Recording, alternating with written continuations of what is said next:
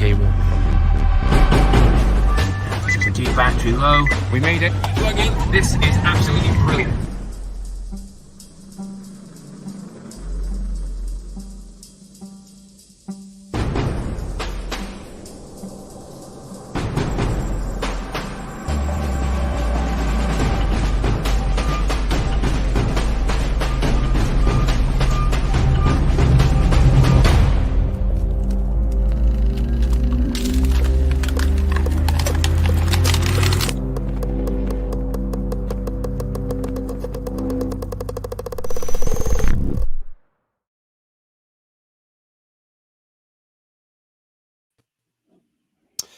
Well, good evening. Thank you very much for joining us. I say good evening. It could be anywhere in the world where you are watching.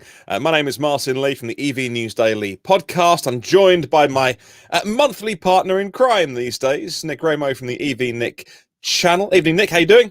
I'm all right. Good. I'm good, Martin. How are you? Very well. Tonight's guest is someone that you were really keen to get on, weren't you? Yeah, well, mainly because he's a good friend of mine, and mainly because he does the adventures that we all dream of doing in electric cars, but none of us are brave enough to do ourselves.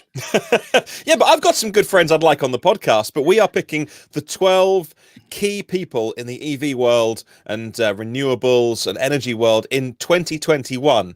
And you made a pretty good pitch for Chris to be one of the 12. So why don't you introduce him?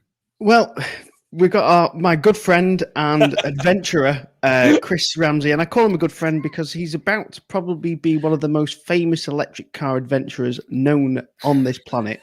He started off doing the Mongolian Rally, and now this guy, he's going to drive from one pole to another. Chris Ramsey, how are you today, sir?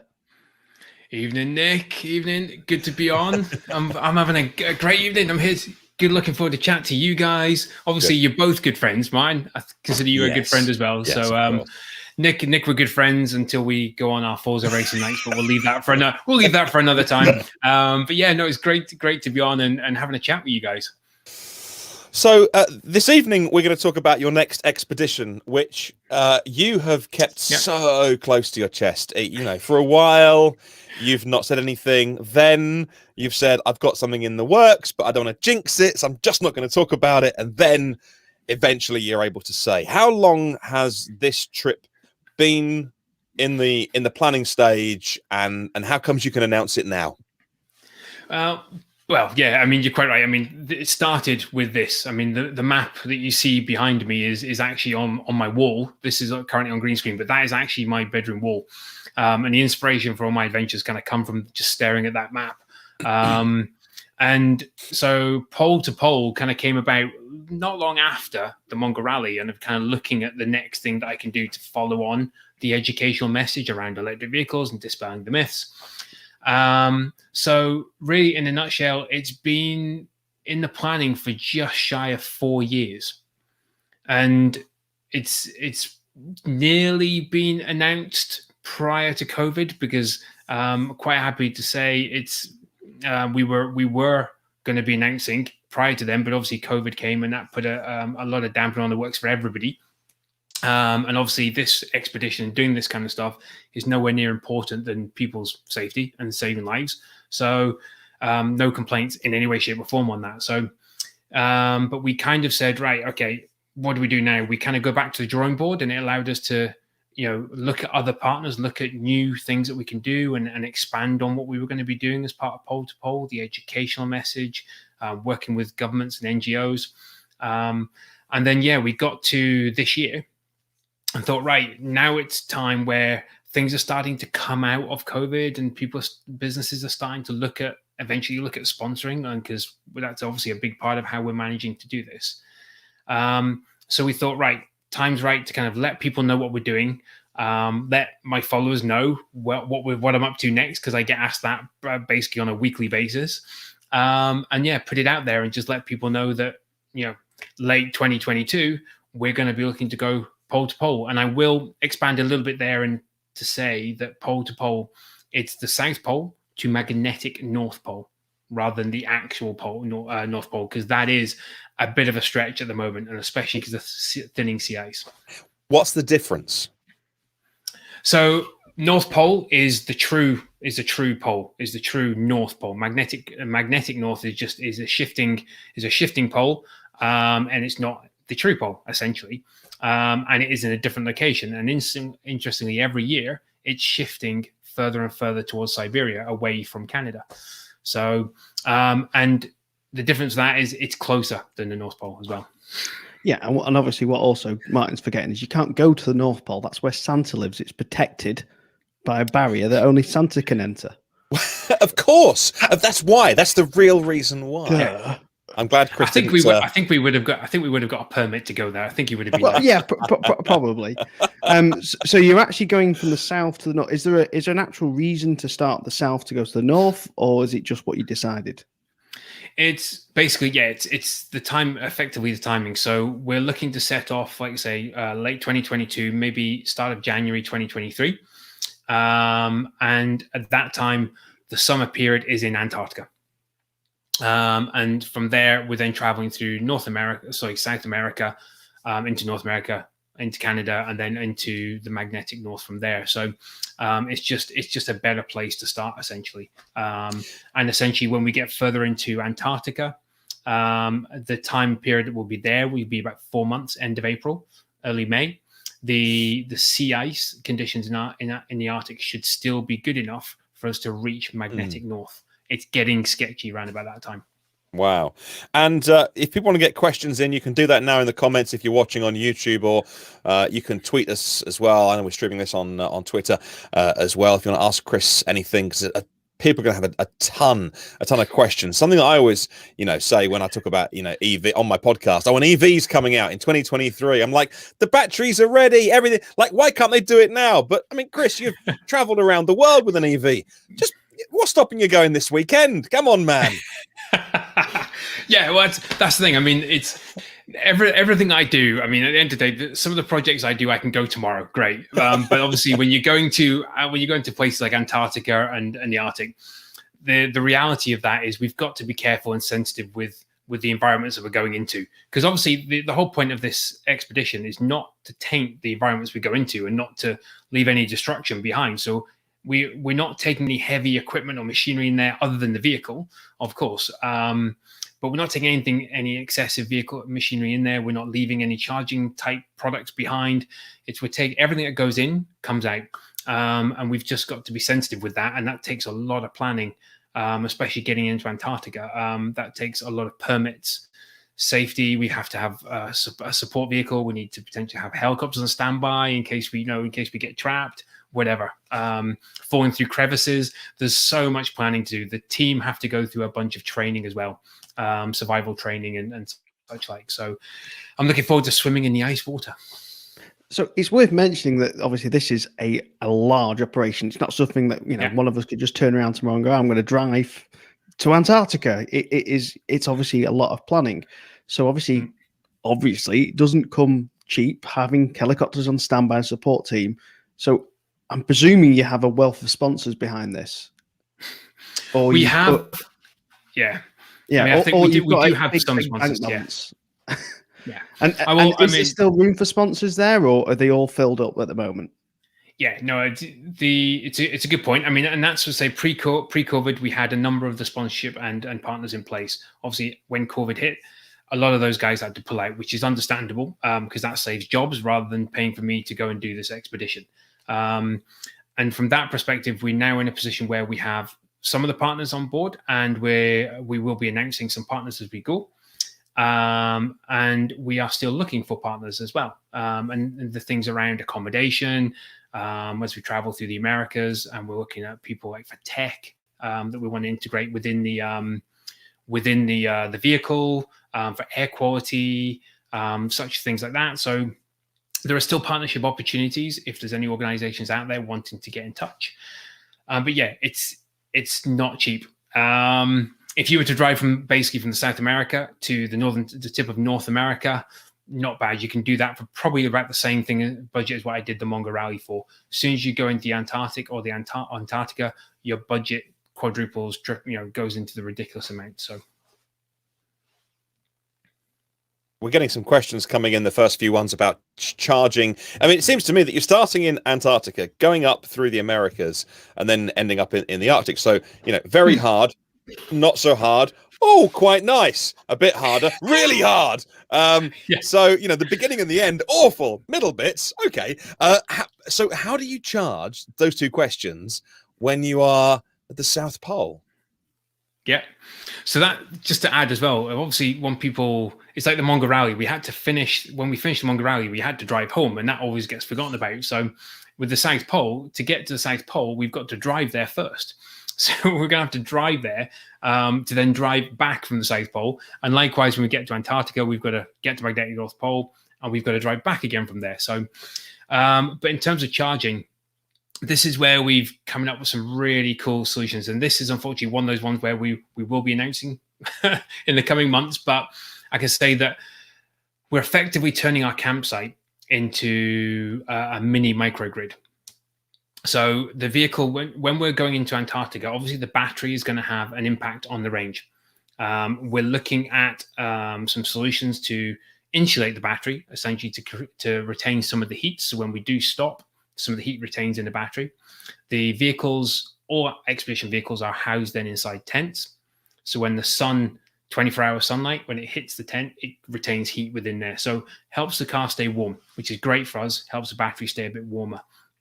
But from a charging perspective, because we have 24 hours of sunlight, we can look at solar solutions, flexible solar that can be integrated within tents, equipment. We're looking at portable wind turbine solution, which again we will release information around that as we go along. But portable wind solution as well that we can tow behind the vehicle, which is going to be a stripped down weighted version of an existing turbine that operates within Antarctica. So it's coming up with ingenious solutions that are effectively already out there and putting them into this environment to really test what they're capable of. But yeah, imagine us traveling a little traveling microgrid, because range-wise, we're going to be probably driving no more than 30 mile an hour because of the terrain.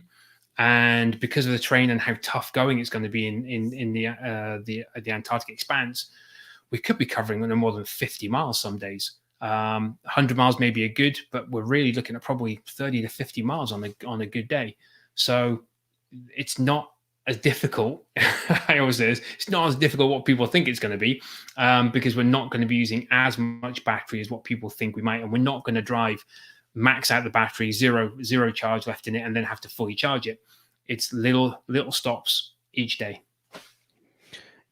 So yeah, I mean, one of the things that people seem to forget is to get to the North or the South Pole, whichever one you're going to go to, you're going to need double the range from your last charge point just to get back to the charger that you started at. So even when you finish the expedition at the North Pole, you still need the range to pull your car back. Now, Mark asked a nice question here, which is one I was going to ask, and that is, are all the support vehicles going to be electric vehicles, or is it just the car that you're in? So the answer is yes and no, because in Antarctica and the Arctic, the support vehicle is being provided by our Arctic expedition partner, which is Arctic Trucks. Now, unfortunately, because of the education that the companies operating these regions and the authorities operating these regions, the education message they know about electric vehicles is not a good one at the moment. So that vehicle has to be a combustion vehicle. That's the reason why one of the reasons premise for getting the license. But the great thing about Arctic Trucks is that what they're looking to do is from this expedition is then to go to the authorities and kind of say, look, this has demonstrated EV technology. We're going to integrate EV technology into our expedition fleet, whether it be initially hybridization or going to full electric.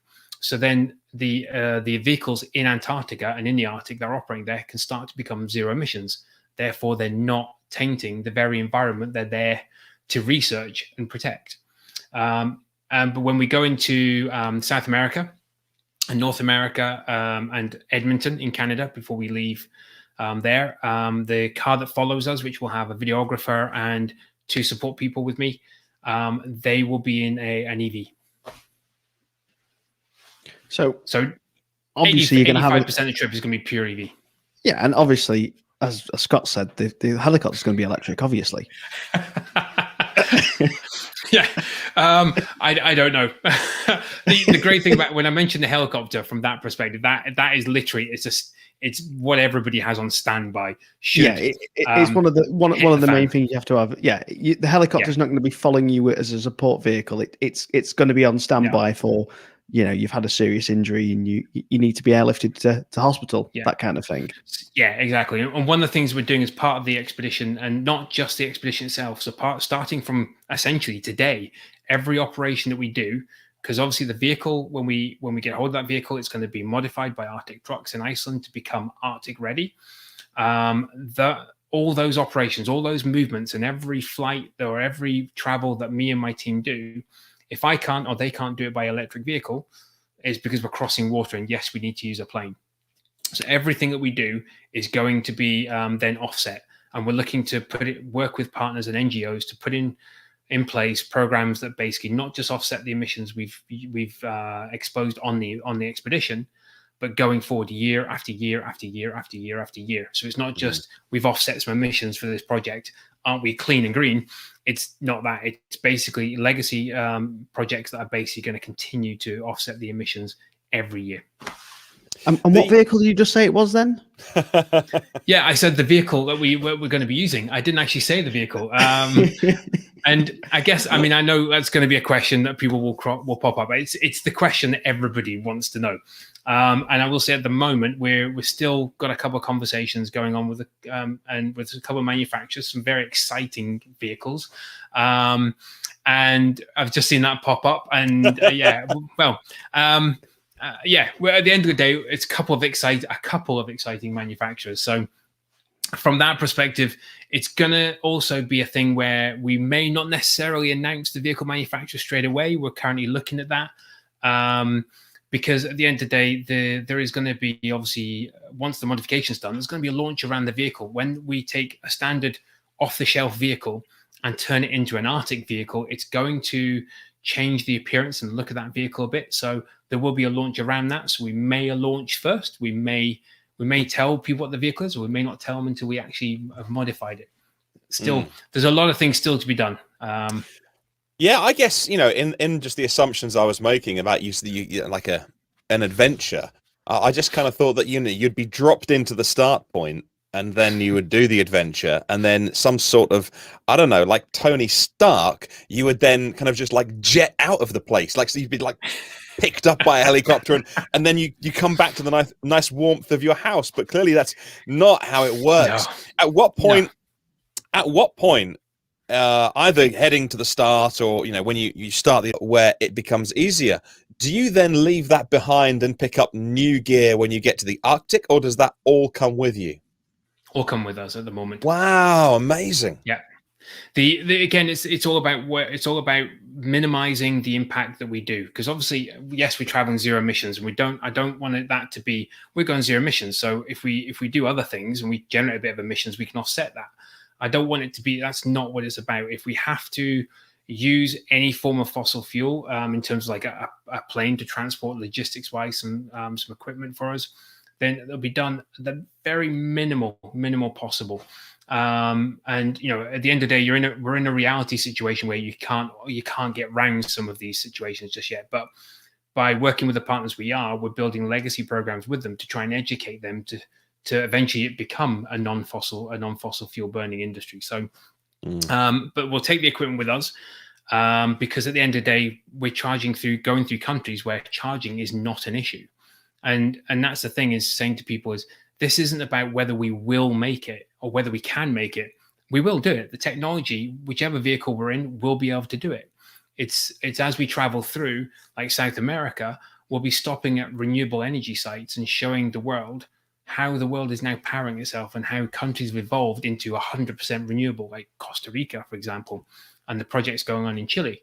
So it's more about showcasing what's going on and what the sustainable lifestyles people are having in South America and North America. So does that mean the route that you'll pick won't necessarily be the shortest point A to B, but rather you would pick a route that you can choose to highlight things along the way, even if it takes slightly longer? Yeah, Absolutely. Okay. So, I mean, from my perspective, the expedition is going to take around about 4 months. And the competitive nature. I mean, Nick knows how competitive I am, and I get frustrated when when things don't go my way.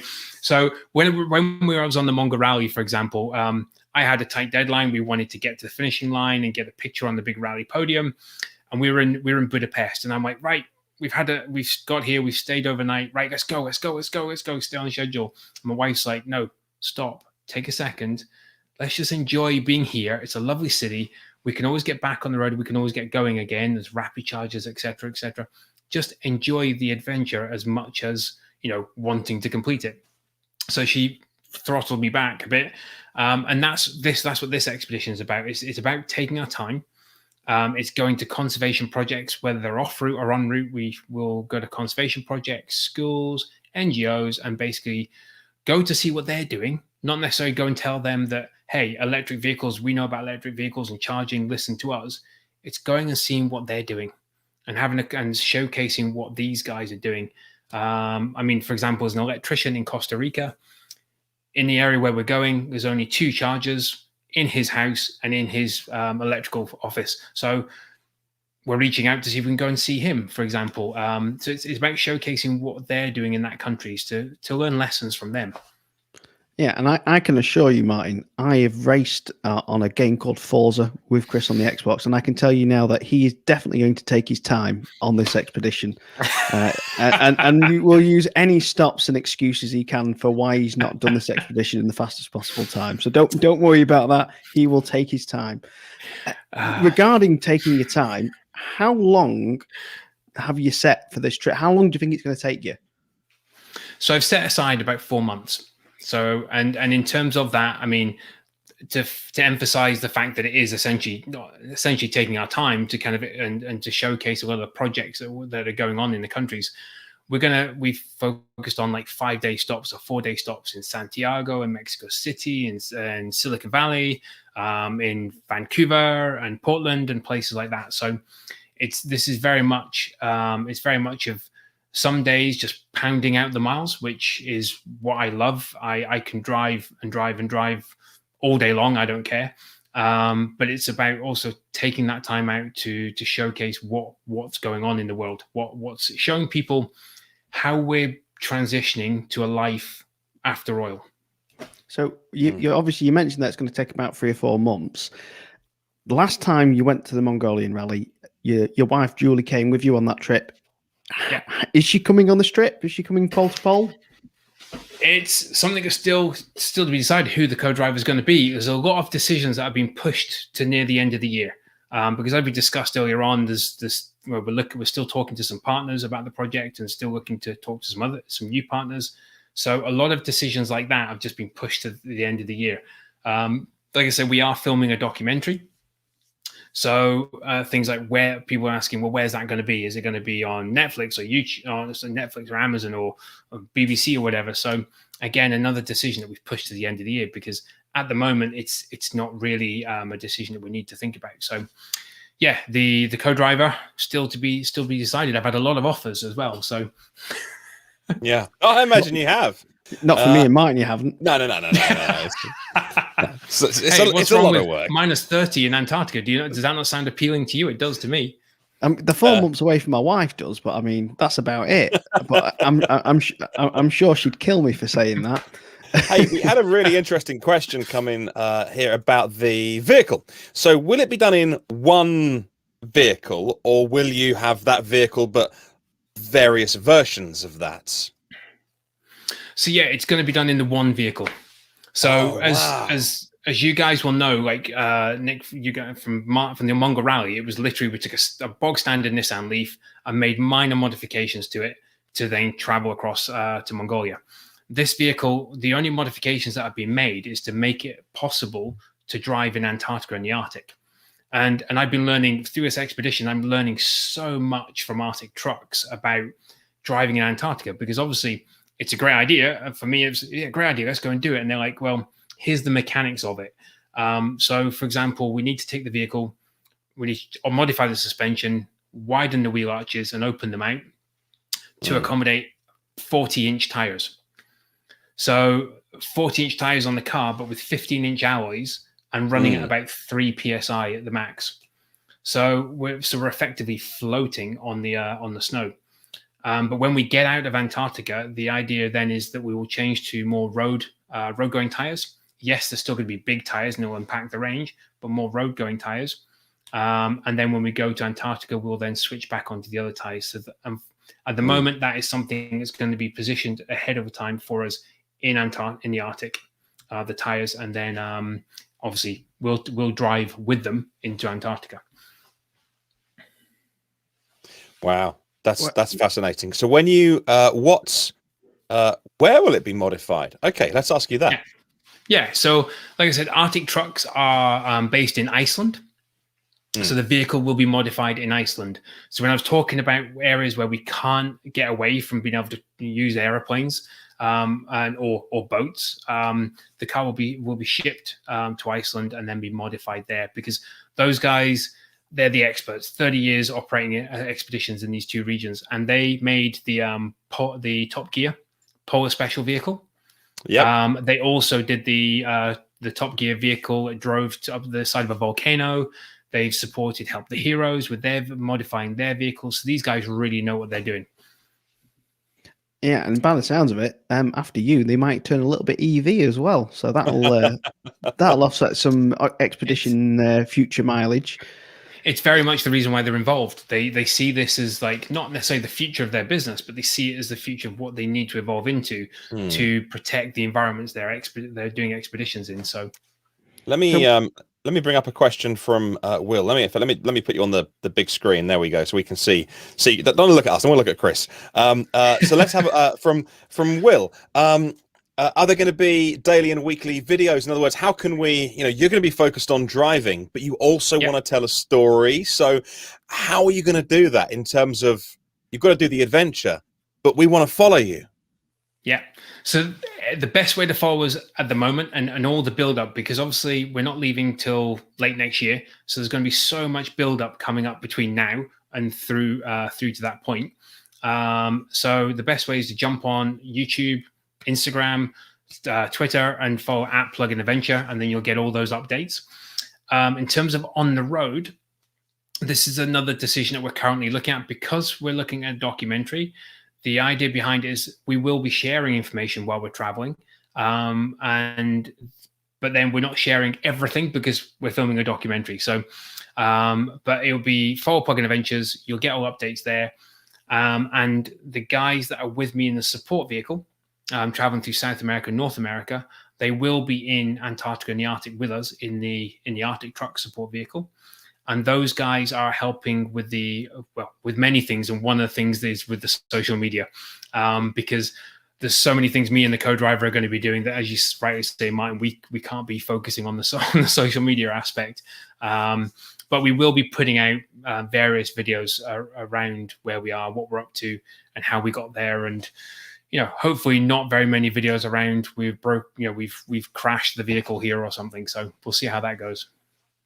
What do you think Extreme E has done well so far, and what could they be doing a little bit better? Because they've got a very similar mission to you, as in Extreme E want to do these fun things with vehicles, but also highlight the ecological issues that we face. And the first event had something like 16 or 18 million viewers. Yeah, it was on 16, 18 million. It was on free TV. Which were really important. So it had the reach. I think for the first one, obviously they're finding their way. How do you feel they've done so far? And in terms of a similar mission to you in terms of raising that awareness?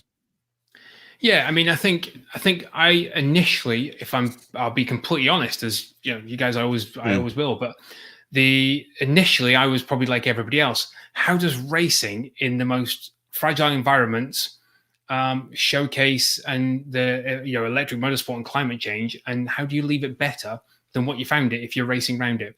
So I was really skeptical, if I'm being completely honest, at first, but as I got to know more and more about it, I kind of got to know that there's so much behind the racing series and not just about them racing around those areas. So I think they could do it a little bit better, but I've I've seen so much around about the legacy projects they're doing in Saudi Arabia that were in, if I remember, at the first race. So there's projects they're doing there with renewable cities and desertification, if that's the right word. I'm using the right term there. But yeah, there's so much they're doing around that and conservation and trying to improve the areas and help raise the profile of some of the conservation projects in those regions. But I think they could do that a little bit better. I think there's a lot more around there. I think they could really use their social media reach to push that so much more. But yeah, I think they're doing great stuff. I think people should not focus too much on the race and look at what they're doing behind the race and after the race, because they do so much work after the race has gone. So yeah, one thing that obviously we remember for the Mongolian Rally, or at least I do, is you what's the word? Enjoyed a little bit of luxury cruising. Martyn, have we got a video of Chris's luxury cruise that you went on the Mongolian Rally? I do. Let me see if I can play this in, and we should be able to listen as we watch it as well. Luxury.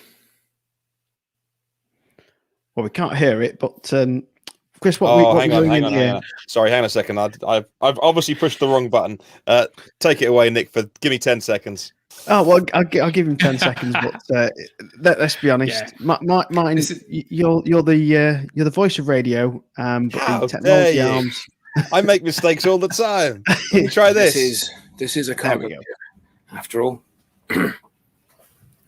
And here is our ensuite bathroom. There you go. Look at that wallpaper.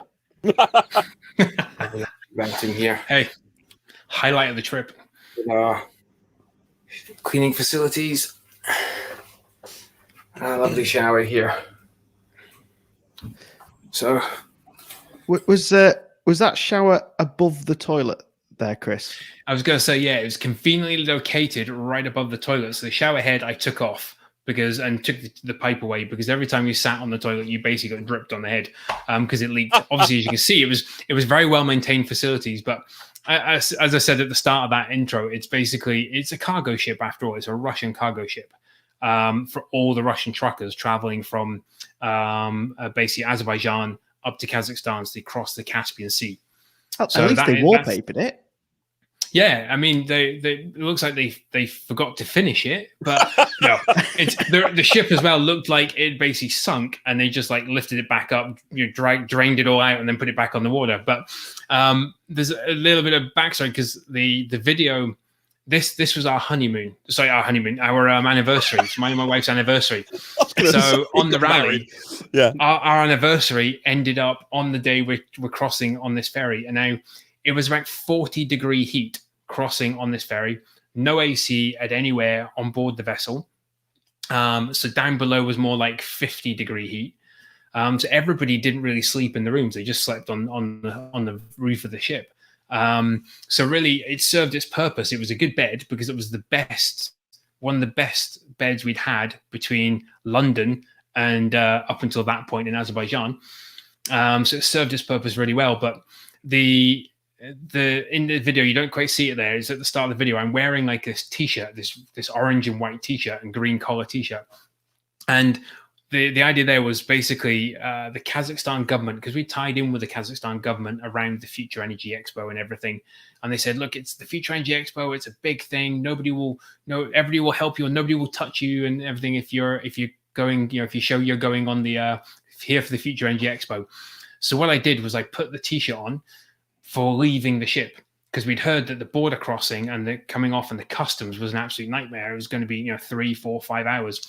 So I thought, right, I'll put the t-shirt on, and I'll when we get to the border security, I'll say, yeah, we're here for the Future Energy Expo. We're speaking, because we were and everything, and they'll let us across. They'll let us through, and it'll all sail through, because we had a government official waiting for us on the other side. No, it didn't make a blind bit of difference. It backfired completely, because they then sent me over to the into an area. So that t-shirt there, they sent me over to a side area, and the guys made me empty the entire car. I emptied the entire car onto the floor.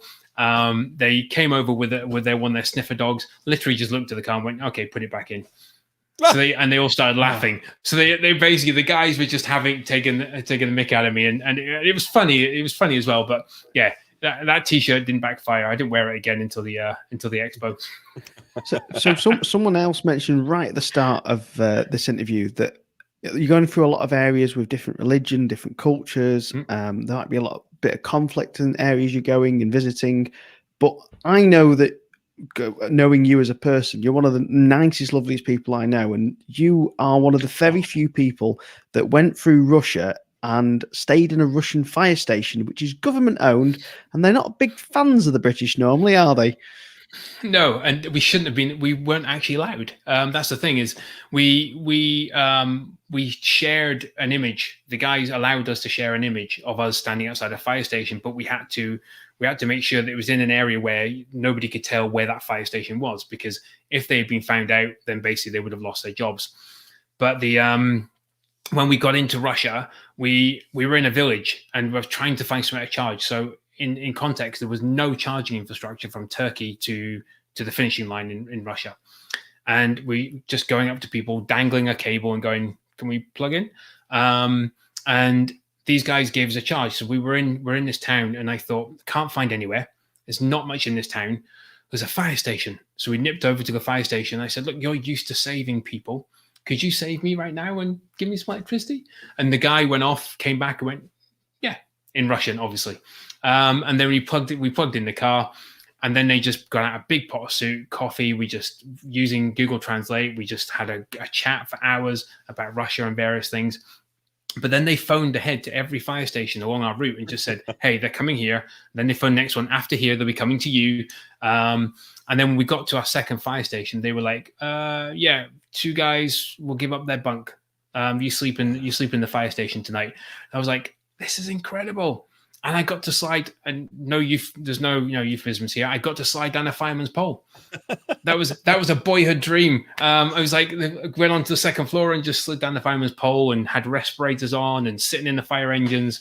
And it was just amazing. And people are so kind. And I think through COVID, what we've seen is empathy and kindness and caring is out there. And my adventures, when I go on the adventures, I'm so humbled by how kind and caring people are, that it gives us the opportunity to showcase that as much as anything else. So, but it is going to be quite dangerous, according to this website I just found. It does look quite scary. Okay, so you need to be full on charm offensive. Then is that going to work? I mean, it worked in Russia, so. It's very much. You've got to be you've got to be kind. I mean, kind. You've got to be careful when you go into these countries, but you've also not got to go in there going, "Hey, look at us! We've got a big blingy car. We've got all this tech. Look at us. We're fantastic." You just go and meet people. Go into the small little villages, and you just put on a big smile and just. I mean, one of the things I'm so prepared to do, and I was so prepared to do on the rally, was we go up and we say to people, hey, look, can we get a charge? Great. Well, here's money. If you don't want money, hey, what can I do? Can I go and help? If it's a farm, I'll go and help, and I'll clear out the muck from some cows or horses. I don't care. Anything that we can give you to show the kindness, to repay the kindness you've given us. So it's very much about being humble with people when you travel through these countries, and that's just be careful that you don't offer to help on a farm when you go through Colombia. Right. That might want to avoid there, Chris. We're very sorry. We're very sorry to Chris's PR manager. We promised not to tell Chris about the dangerous countries we're going through, just in case he got a little bit too scared. He's a big boy. No, he'll be all right. He's all right. It's something you've got to. We're obviously. I've been researching. Let's say 4 years. I've been researching, and I've had a route mapped and planned and understood the infrastructure that I would need to make this possible. Even before we had a charging partner on board. I've understood that for about 3.5 years now. So, and places like Colombia and Mexico has always been on the radar to initially look at that. And again, it's like everywhere. You go into these countries and there's a preconception given to you. Yes, there's dangers in Colombia through cartels, etc. So, but if you go in there and you don't go, singing and dancing and making a big song and dance, or being there, then you'll travel through unconspicuously. You will be fine, and be kind to people. Yeah, I agree. I've been to some countries and some places, cities which are listed as dangerous and scary, and I've just gone there as a traveller with my backpack on, and no one pays attention to you. You're very dull and boring in main society. If you go looking for trouble, you will find it. But if you're respectful of a country and their cultures, most people just don't care.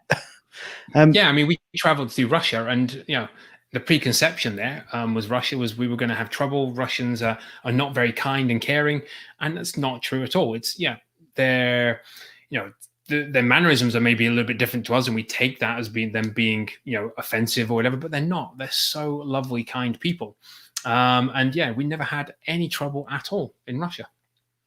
Mm. One of the things that obviously, like what I was talking before, this trip is about improving the environmental impact and talking about everything. What do you think at the moment is the biggest environmental challenge we face at the moment as human beings? Wow, that's you never said there was going to be hard-hitting questions on this podcast. I'm joking, Nick. No, I mean, I think there's a number of areas. There's conflict in areas. People have got, it's transport, it's agriculture, and there's various things. I mean, I would say for me, it's agriculture, and it's down to what we eat. Yes, I'm promoting zero emissions. Yes, we want people to switch to electric mobility and industrial, fleets to switch to electric mobility, but down to our simple choices of what we eat can make a massive difference, because at the end of the day, the amount of land that's taken up on this planet just to basically produce the amount of meat that we eat is just mind-boggling. I mean, most of the planet is taken up for livestock rather than actually for the animals that already live on this planet that we cherish so much, but yet we destroy their habitats, so they're not going to be here anymore. So, in a nutshell, let's reduce our meat intake. You don't have to be vegan. Everybody complains about, I don't want to be vegan. You don't have to be vegan. Just limit the amount of meat that you eat. I mean, I very rarely eat meat now, and I don't see it as an issue in my diet at all. Mm.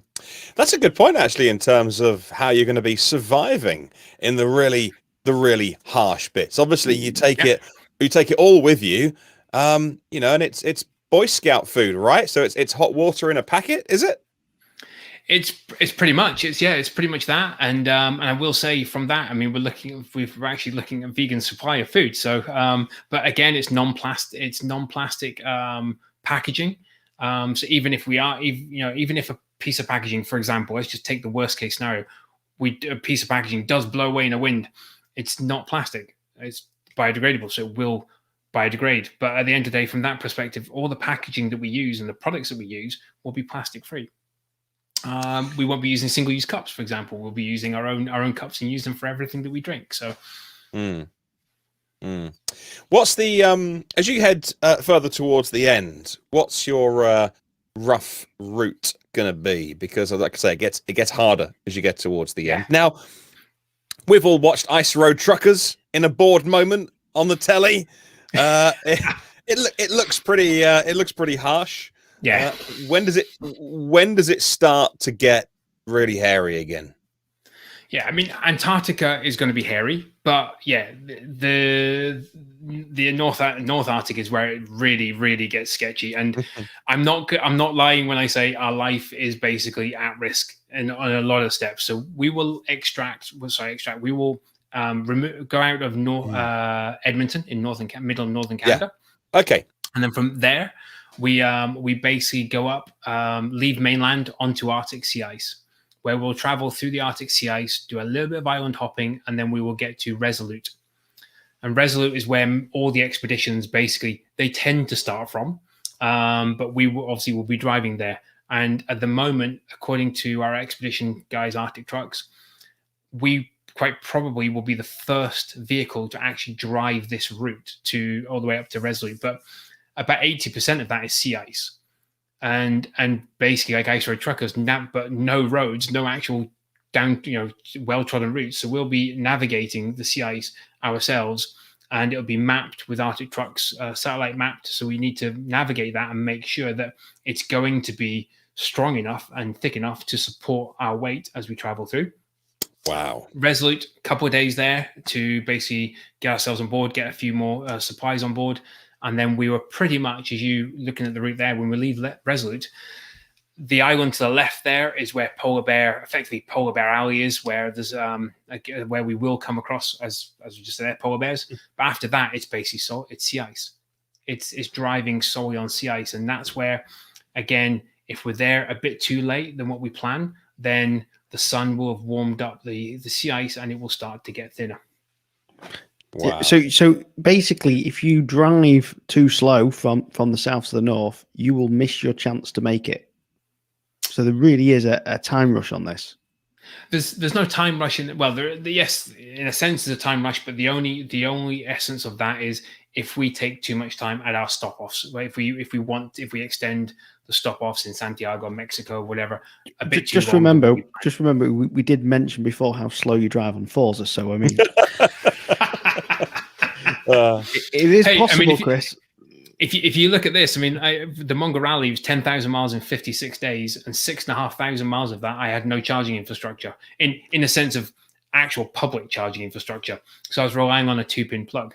So when we're on this route, South America, we have charging infrastructure. North America, we have charging infrastructure. Up to Edmonton, we have charging infrastructure. So there's a very, albeit massive part of it, but a small percentage of the drive that's going to be non-charging infrastructure and relying on what we've got. And apart from the environmental benefits and the fact that you're doing this, are you going to be conducting any science on this, any science experiments or anything like that on the trip, collecting any data? Yeah, so there's a couple of conversations going on just now with a couple of foundations around air quality and climatology as well. So there's basically measuring the climate, monitoring the climates as we travel through in the different countries. So, and air quality, air pollution, essentially. So, but a lot of that's still to be ironed out. We're looking at doing that, but how we physically do that and integrate that into the car will then come when we've got the car in our hands. So, last couple of sort of quick fire questions from me and Martyn, I think. What country are you looking forward, or what part of the trip are you looking most forward to and least forward to? So I would say the whole trip, the whole thing is what I'm looking forward to most. But if I had to pick, South America is going, I mean, Antarctica, boyhood dream to be there, but South America is going to be so culturally diverse. That is just going to be absolutely amazing. When I go to the worst, what I'm not looking forward to, being completely honest, I'm not looking forward. It's not any of it. I'm looking forward to the entire thing because it's all going to have its own unique stories in it and its own unique, basically culture. So looking forward to it. I knew you wouldn't answer that for me. You're just too much of a nice bloke just to say, "Oh, I really don't want to go to this place." You're just too nice, Chris. And in terms of how we now follow your journey from today to when you leave, what's going to be the best place to do that? Are you going to be holding kind of regular updates or kind of pre-recorded stuff or live streams where you can do Q&As like this? What are you thinking? So best thing, like I said earlier on, is at Plug-in Adventure on all social platforms. Jump on that, and then any kind of live Q&As that we do, any kind of interviews that we do with people like this, for example, where we put out a lot of information, that will all be shared through there. So then people will get an update on what's going on. But as we get a few more months into this, we're looking at developing what that strategy is going to look like, and if it's going to be take forms of, we have maybe podcasts, or if we look at doing weekly updates through newsletters or through various different forms. So it's still very much something that we need to formalize, but the focus at the moment is get the base of the vehicle going and get that modification going. So, and will you be looking for support from individuals in a kind of, not in a Patreon way, but in a kind of sort of an individual level of support, or are you focusing mainly on those kind of organizations that want to put money in to get their names in there, and then working with partners like charging partners, vehicle partners, nutrition partners? Are you asking for individuals to support or not? I think at the moment, again, that's still to be developed. But I would say if we get individuals like we did with the Mongol Rally, doing kind of like a crowdfunder or something like this, if we do that, it won't be to give us money. It will be to go to charities or organizations that then will basically be giving them a benefit and them a support. Organizations that are doing some amazing work around climate change or sustainable lifestyles or conservation. So if we do anything that from an individual basis, it will basically to give basically donating to people, these organizations, rather than giving to us at the project, because the primarily focus is what you said, is looking at organizations that want to be involved in the project, to like companies or organizations to basically sponsor the project. Wow. And you're not worried that someone's going to beat you to it in that year and a half of planning? It's a crazy thing to do. There's so much involved. I mean, like you say, 3-4 years. And that's the thing is, I kind of say to people think my life, people go, I want your life. But my life is 5% of my life is doing the adventures, is doing this cool stuff that people see.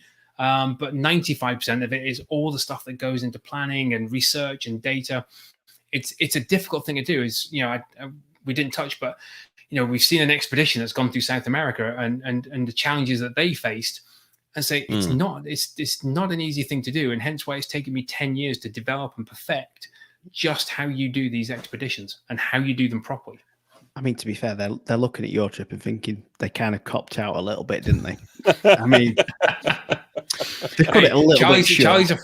Charlie's a good friend. I mean, I know Charlie. I've met him a few times. I've chatted with him a few times. So, all credit to what they did. I'm not gonna. Credit to what they did. But I mean, you basically got your microphone and just dropped it, didn't you? That little trip you did. Yeah, I'm gonna go a little bit further. Has anyone done this trip in petrol or diesel or anything like that before? Nobody's ever done this trip at all before. Nobody's ever, as far as I'm aware, nobody's ever even attempted it. Okay, and what car are you going in again? It's not going to be a Renault Twizy. I tried, everyone. I did try. But you know what? A Twizy would be nice and lightweight. It would probably float as well. I don't know. I mean, it seems that's a good idea. Buoyant. It's a good point, man. Okay, so we can follow you on your socials and find out more about what you're doing, and we're looking forward to finding out as and when you can announce stuff. We knew we wanted to get you on, and we didn't want to go too early because you really couldn't say anything a few weeks ago, and then in a few months' time it'd be too late. So appreciate you coming on tonight and sharing what you could. Yeah, thanks. Just thanks for having me on. It's always a good fun to chat, and it's always a good banner to chat with, catch up with Nick, even though he's just as slow a driver as me. You don't have to say that. Yeah. It's all right. Don't spare his feelings. He doesn't need it. But thanks. Chris, I just want to say quickly, if I can, thanks to everybody that supported outside of Poltwell. Thanks to everybody that supported me and followed me and sent all the nice comments, even the bad comments. I don't care. I don't mind about those as well, because I learned from them.